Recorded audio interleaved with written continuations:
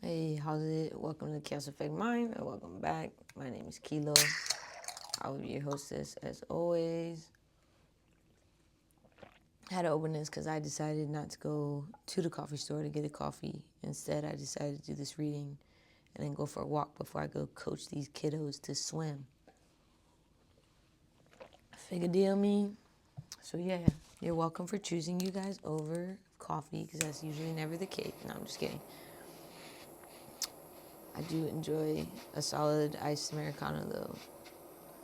It doesn't even have to be in anything in there. I usually will add like some brown sugar and coconut milk, but I really just enjoy, yeah, plain iced Americanos. That's my drink. All right, so I haven't done an affirmation reading for you all in a while, so I wanted to go ahead and do that, and I will be pulling some oracle cards at the end as well. So we shall see which oracle decks I use. I think I know what I'm going to use, but we'll see. What affirmations does the collective need to know today? Whoa. Okay. I choose my unique path to joy. Okay, and the back says, no one can create in your experience, for no one can control where you direct your thought. On the path to your happiness, you will discover all you want to be, do, or have. I find this interesting because I was having a conversation with my cousin the other day, and she said that people want to be happy, and in lieu of that, they don't want to do anything that makes them unhappy. She was referring to work. And while I do somewhat agree with that, I just think that obviously if something's going to make me unhappy, why would I do it, right? Not when it comes to terms of growth or anything of that nature, because we're not always going to be happy during our growth and during our ascension and things of that nature. But when it comes to work and other stuff like that, it's like, why would I choose to be unhappy at somewhere I'm required to be for 40 hours? You know what I mean? Like, why not create a layer of happiness when it comes to that aspect of your life, right? So let's pull an affirmation card from here. Okay, mahalo, prayer. Maybe you need to pray more. Affirmation card here. There are affirmations to these cards, but it's in the book, so I'll have to grab that. Mahalo. Oh, okay, mahalo. Compassion. All right, and sensibility was underneath that one. So for the prayer card, yeah, maybe you need to pray more. Maybe you need to connect with your intuition more. All these hands are being raised up, so raising up your hands is highly a sign of like prayer, preaching, or praising in some way, right? And it says, talk with the universe. Reciting affirmations, be cautious to not wish or ask with selfish motives. Build a relationship and trust in Source. Worship through mantras, surrender, connect to compassion, and to get to know our innermost selves. Prayer is unique to the individual and helps us build personal daily rituals. And the affirmation is, Universe, I am connected to you, trust you, and surrender to your plan for me. All right, so this is big for me right now, and this all feels connected as well. So the more you pray about things, and again, the selfish motive thing is highly highlighted here. So obviously, when we pray for things we want as well. But don't forget to say prayers for those other people, whoever they may be throughout the world, who don't have what you have, or just praying outside of yourself, I guess, too. Don't use all of your connection to Source just for yourself.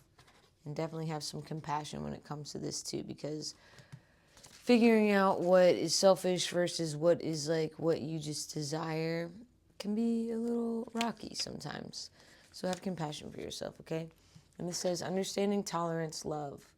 The key to freedom, compassion for yourself will aid in healing old loops and stories. Find compassion for others who are sick and living in delusion and disease. When it feels impossible to imagine having compassion for another, simply fake it on repeat until it becomes truth. I promise it will. It is the only path to serenity and toward the growth we must seek. Okay, so compassion is far often more about yourself than it is about the other person. Yes, we may have compassion for someone else, but if we do find it hard to have compassion for those people, depending on who they are and the role they play in our lives, give it a second. Give it a second, okay? The affirmation is, a moment at a time, I will soften my heart and practice love and tolerance. I get to pause when agitated and make space for compassion of others and myself. right? And I've been hearing this the last couple of days too. Apparently it only takes 90 seconds to like feel through an emotion, but you actually have to sit there for 90 seconds and allow yourself to feel through those things. And feeling is the key part, right? Because feeling can be a difficult concept to grasp. Feeling, what's that? Oh my gosh, feel our emotions completely and fully? Because oftentimes when we react and jump based on the first feeling we have, it's like we tend to react poorly, right? Or whichever way it goes. See? And this flew out. Earth, peace, and grounding, okay? So never be sorry for setting boundaries that help you keep your peace of mind and that protect your peace of mind, right? Like you've lived this journey long enough to know what your boundaries are, at least for the moment. They could change tomorrow. Like it's up to you. But, you know, it's important to understand, see, invigoration, empowerment potion. So you're the potion, you're the sauce, but you have to remember who you are and have compassion for yourself in all of this growth and moving through this next journey or next phase of your life. And prayer and grounding yourself and connecting back to source is definitely going to help get you there, right? Last card, and then I'll say adios until next time. I just saw the video, the closing out video to the bear in the big blue house, so maybe that's significant as well. Cuddle and cradle, 35. Aww. And I think the moon actually looks like this right now, depending on where you're at. So 8 is definitely significant. Eights could be significant. Abracadabra, 26. There's a lighthouse in there. And then there's the air balloon. Lighthouse, I think it's by, no one in the lighthouse. Your face down in the ocean. I believe that's the Roots, if I'm not mistaken. That song is constantly stuck in my head, and it's been constantly stuck in my head for the last couple of months. I've been waking up with it in my head.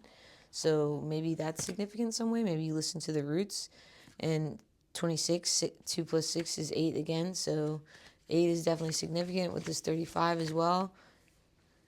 Now is the time to rest, let go, cease the endless cycles of productivity, abolish your white-knuckle resiliency, lay your cheek along the luminous and sensuous, lean into the earth's solid ground and feel the support waiting for you there. See, again, grounding, right? Grounding, and then she's cuddling the moon with the fox. I think that's a fox. Yeah, the fox there. And then the earth card has the roots and it looks like one of those glass balls, like the fortune teller balls. Curl into the wisdom of the wild, where all seasons are allowed, including the one of rest and recuperation. Surrender is not defeat. It is the sacred pause that allows you to use all your senses to receive a new vision. This is the domain of the divine feminine. Listen to her, encourage your receptivity. There are times when effort only creates futility and extends suffering. This is one of them. Something new wants to communicate with you and is awaiting your presence. Surrender. Enter the power that is a sacred pause. Is the sacred pause. Okay, so, and this is definitely significant, right? Like, I've been thinking about this a lot. Like, if you've gone through your life and you've just been the giver in every situation, every scenario, every relationship, all the things, how depleted do you think you'll feel? Because you don't know how to allow yourself to receive, and that's not your fault, right? So that's where this compassion comes in. I've been thinking about receiving a lot, right? Like I haven't let myself receive in the fullest extent, right? Like I haven't allowed myself to receive because inherently somewhere inside of me there is a belief still that I believe people are incapable of continuing to give and receive from me. You know what I mean? I just have that belief stuck in my head. But again, it's because of what I was around when I grew up and all the things, right? So those things definitely shape us into what we are. And, you know, every time I think I've come further and then I get to a place where I'm the one that's going to receive and I have a hard time accepting it, right? Maybe it has to do with consistency as well, I feel like, because consistency, if you never consistently received in your life while you were giving, I feel like, again, there's an unbalance that comes with all of that. So pray on that, you know, cuddle and cradle your thoughts, your emotions, get grounded, and definitely have compassion for yourself, because on the path to your happiness, you will discover all you want to be, do, or have. And that's that.